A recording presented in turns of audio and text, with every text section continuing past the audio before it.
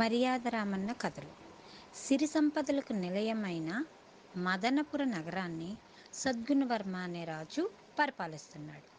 ప్రభువు పేరుకు తగినట్లు సకల సద్గుణాలు కలిగి ఉండడం వల్ల యథా రాజా తదా ప్రజ అన్నట్లుగా రాజ్యంలోని జనులు కూడా అధిక భాగం మంచి బుద్ధులు కలిగి ఉత్తమమైన పనులే చేస్తుండేవారు. బహుకొద్ది మంది అవినీతి పరులు అప్పుడప్పుడు దొంగతనాలు, చేయకూడని పనులు చేసి చెలరేగినప్పుడు రాజుగారి సమక్షంలోనే న్యాయాధీశుడు ధీమంతులు న్యాయ విచారణ జరిపి వారికి తగు శిక్షలు విధిస్తుండేవాడు. రాజ్యంలో అరాచక పరిస్థితులు తలెత్తకుండా సద్గుణవర్మ అప్పుడప్పుడు మారువేషంలో నగర సంచారం చేస్తూ ప్రజల స్థితిగతులు తెలుసుకుంటుండేవాడు. మదనపుర పొలిమేరల్లో పుణ్యవతి, పున్నయ్య అనే యువ దంపతులు పరోపకార బుద్ధి కలిగి చుట్టుపక్కల అందరికీ సహాయపడుతూ పుణ్య దంపతులని పేరు తెచ్చుకున్నారు. ఆస్తిపాస్తులకు వారికి లోటు లేదు. ఉన్న లోటల్లా వారికి సంతానం లేకపోవడం. సంతానం కోసం వారు ఎక్కని గుట్ట కానీ, మొక్కని పుట్ట కానీ, పూజించని చెట్టు కానీ లేవు. ఏ దేవుని కరుణ వారికి లభించలేదు. నగర శివార్లలోని తన ఇంటికి చేరువగానే ఉన్న చామాలమ్మ శ్యామలాంబాదేవి గుడి చుట్టూ నిత్యం ప్రదక్షిణలు చేయసాగారు ఆ దంపతులు. ఓ రోజు పున్నయ్య పుణ్యవశాత్తు ఓ గొప్ప సిద్ధయోగి వారి ఇంటికి దగ్గరలోనే తారసపడ్డాడు. తమ ఇంటికి తీసుకువచ్చి సకల మర్యాదలు చేశాడు. ఆయన సంతుష్టుడయ్యాడు. స్వామి, మాకున్నదల్లా ఒకటే దిగులు. కలిమికి ఏ కొరత పెట్టని దేవుడు కనీసం ఒక్క కొడుకునైనా ఇచ్చాడు కాడు అంటూ కళ్ళనీళ్ల పర్యంతమయ్యాడు.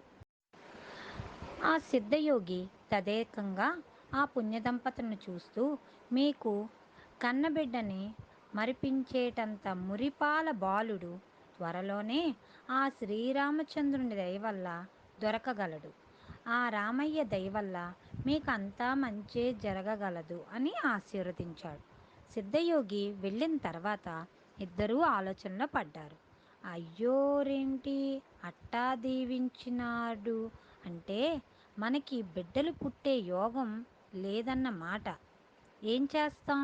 ఎట్టా అయితేనే ఒక వారసుని మన నొసట రాశాడంట భగవంతుడు, అదే చాలు అని సంబరపడ్డారు.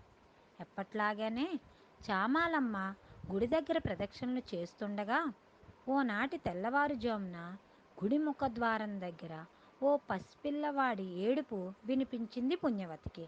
భర్తతో సహా దగ్గరకొచ్చి చూసేసరికి గుక్క పెట్టి ఏడుస్తున్న బాలుడు కనిపించాడు. సిద్ధయోగి మాటలు నిజమయ్యాయనుకుంటూనే ఆ పసివాడిని ఎవరైనా అక్కడ వదిలిపెట్టి వెళ్ళి ఉంటారా అనే అనుమానంతో కొంతసేపు చూశారు. పుణ్యవతి చేతుల్లోకి తీసుకొని లాలిస్తుంటే ఏడుపు మరిచి బోసి నవ్వులు చిందిస్తూ వాళ్ళకి ఆనందం కలిగించాడు ఆ బిడ్డ. బాగా తెల్లవారిన తర్వాత కూడా తమ పిల్లవాడంటూ ఎవరూ రాకపోయేసరికి ఆ బాలుడు సిద్ధయోగి చెప్పినట్లే రామచంద్రమూర్తి వరప్రసాదంగా భావించుకున్నారు ఆ ఇద్దరు. చావాలమ్మ సన్నిధిన ఉన్న కుంకుమబొట్టు తీసి ఆ బాలుని నొసట పెట్టి, అమ్మా తల్లే, ఈ బిడ్డ మాకు దొరికినట్టు నువ్వే సాత్వికం. అయ్యోరు చెప్పినట్టు రామయ్య దయవల్ల మాకు దక్కాడు కనుక వీడికి రామన్న అని పేరెట్టుకుంటున్నాం అని అక్కడికక్కడే నామకరణం కూడా చేసేసి ఆనందంగా గుండెలకు హత్తుకొని ఆ పిల్లవాడిని ఆ ఇంటికి తీసుకువెళ్ళారు ఆ దంపతులు. కన్న బిడ్డ కంటే గారాబంగా వాళ్ళిద్దరూ పెరగసాగాడు.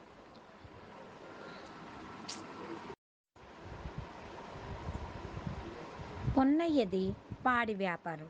పశువులతో పాటు 25 గొర్రెలు కూడా ఉన్నాయి. వాటి ఆలనా పాలనా మొత్తం అతడే చూస్తుండేవాడు. ఇలా ఉండగా రామన్నకు 10 ఏళ్ళు వచ్చాయి. ఆటపాటలంటే ఉన్న ఆసక్తి వల్ల తినడం తిరగడం తప్ప రామ రామన్నకు మరేం అబ్బలేదు. అది చాలదన్నట్లు వెర్రివాడిలా మందమతిలా కనిపించసాగాడు. ఎవరేం చెప్పినా నమ్మేయడం, తిట్టినా కొట్టినా దిగులుపడి ఎవరికంటా పడకుండా అక్కడక్కడా తిరిగి ఆ చీకట్లోనే చావాలమ్మ గుడి అరుగు మీద పడి నిద్రపోవడం, తల్లి బతిమాలి రామన్నను ఇంటికి తీసుకువెళ్ళడం సర్వసాధారణమైపోయింది. మరో 5 ఏళ్లు గడిచాయి. తిండికి లోటు లేని ఇంట పెరుగుతున్న రామన్న పుష్టిగా, చూపరులను ఆకర్షించేలా అమాయకంగా కనిపించే యువకుడవుతున్నాడు. చేతికి అందివచ్చి పాడి పనులు చూసుకుంటూ తమకు కొంత విశ్రాంతి కల్పిస్తాడని ఆశించిన పుణ్యవతి పున్నయ్యలకి అంత అదృష్టం లేకపోయింది. వయస్సు పెరిగినా రామన్న తీరులో పెద్దగా మార్పేమీ రాలేదు. ఇక ఇలాగే చూస్తుంటే ఏళ్లకి ఏళ్ళు గడిచిపోయాయి.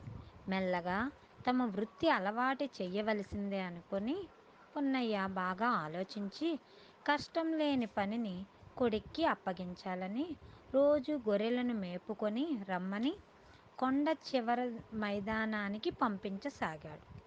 అప్పటికే వెర్రిబాగులవాడిలా ముద్రపడిన రామన్నను లోకులు అవకాశం వచ్చినప్పుడల్లా ఆట పట్టించసాగారు.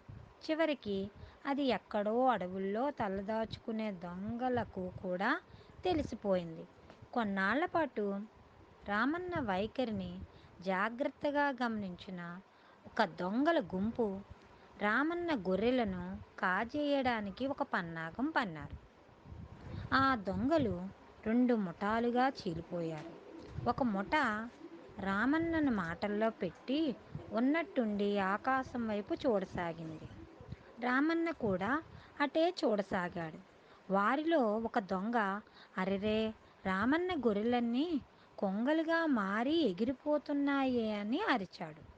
అప్పటికే కొండ మలుపు దాటించేసిన ఇంకో ముఠ గొర్రెలను చప్పున కొండ అవతలికి మళ్లించేశారు. పైన ఎగురుతున్నవి కొంగలు. పక్కనే ఉన్న ఇంకొక దొంగ ఎలా కనిపెట్టావురా అన్నయ్య అంటూ అడిగాడు. ఓరి వెర్రి ముఖమా, ఆ మాత్రం నాకు తెలీదా? ఆషాఢంలో తొలి వర్షాలు పడినప్పుడు చీమలకి రెక్కలు, గొర్రెలకు ఎగిరే శక్తి వచ్చేస్తాయి. నీకు నచ్చిన పెద్దవాళ్ళని అడుగు పో అన్నాడు ఇంకా పైకే చేస్తూ. వాళ్ళిద్దరూ అంత ఖచ్చితంగా చెప్పేసరికి రామన్నకి దిగులు పట్టుకుంది. నిజంగానే తన గొర్రెలకి రెక్కలొచ్చి ఎగిరిపోవడానికి కొంగలుగా మారిపోయాయని నమ్మకం ఏర్పడిపోయింది. వాటిని ఇంటికి తోలుకెళ్తుండగా వెళ్తే అయ్య తోలు తీస్తాడని గుర్తొచ్చి ఆకాశం వంకే చూసుకుంటూ గొర్రెల్లారా కిందికి దిగి రెండర్రా అని కేకలేసుకుంటూ పరిగెత్తసాగాడు. అలా పరిగెత్తున్న రామన్న ఏ దిక్కు నుంచి ఎటువైపుకు మళ్ళాడో ఏమో కానీ ఊళ్ళోకే వచ్చిపడ్డాడు. కొంగల బారు అదృశ్యమైంది. అన్ని దిక్కులా ఆకాశంలోకి చూసి తలదించి ఎదురుగా చూస్తే తండ్రి ఏవిరా గొర్రెలు అని అడిగిన పున్నయ్యకు దొరికిన జవాబు కొంగల్లా ఆకాశం దారి పట్టేశాయి అని.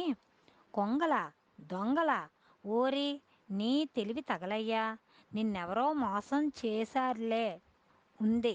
అయినా ఇంత బుర్ర తక్కువ గొర్రెవి నాకెక్కడ దాపురించావురా, ఎక్కడ చేస్తావో చావు, ఇక నా కొంపలోకి అడుగు పెట్టకు అని తిట్లు తిట్టి మళ్ళీ ఈ జన్మలో నీ ముఖం నాకు చూపించకు అంటూ అక్కడి నుంచి వెళ్ళిపోయాడు పున్నయ్య.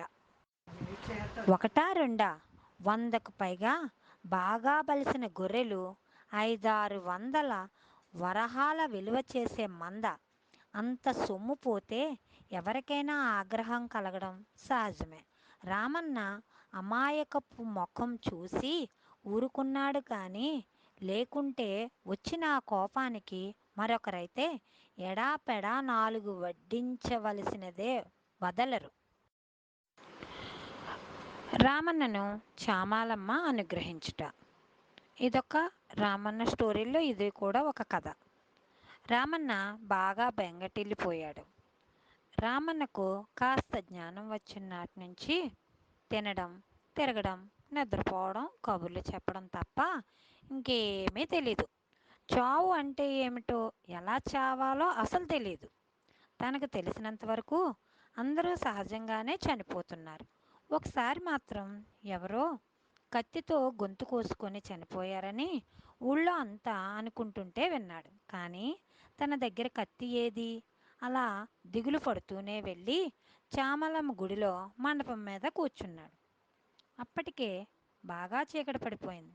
గుడి పూజారి సంధ్యదీపం వెలిగించి గుడికి తాళం వేసి వెళ్ళిపోయాడు. ఏం చేయాలో తోచక ఆ మండపం మీదే కుసులుబాట్లు పడసాగాడు రామన్న. ఒక అర్ధరాత్రి వేళ లోక సంచారం చేసి వచ్చిన అమ్మవారు అంత అర్ధరాత్రి వరకు తన ఆలయం సన్నిధిని ఉన్నదెవరు అని రామన్నను తట్టి, ఎవరు నువ్వు? ఇంత రాత్రి నీకిక్కడేం పని అని అడిగింది.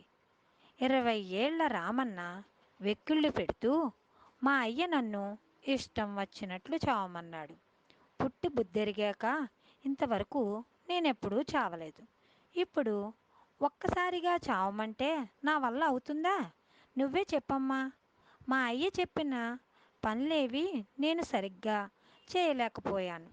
పోనీ ఇదన్నా చేస్తే అతనికి కొంత నమ్మకం కలుగుతుంది కదా అనుకుంటే, నాకేమో చావు చాత కావటం లేదు అంటూ రామన్న అదేదో మహత్తర కార్యంలా అమాయకంగా చెప్తుంటే శ్యామలాంబకు నిజంగానే నవ్వొచ్చింది.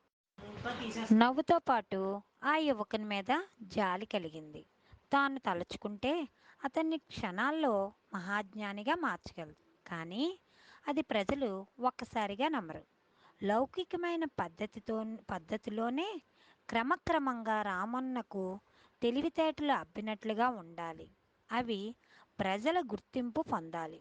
ఏదేమైనా తన్ను ఆశ్రయించినవాడు, తన సన్నిధిలోనే పొన్నయ్య దంపతులకు దక్కినవాడు అయిన రామన్నకు కీర్తి ప్రతిష్టలు కలిగి ఆ దంపతులు సంతోషించాలి అనుకున్నది అంబ.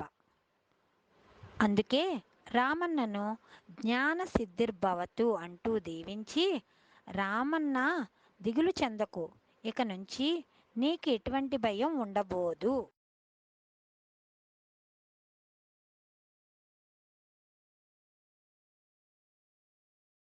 10, 9, 8, 7, 6, 5, 4, 3, 2, 1.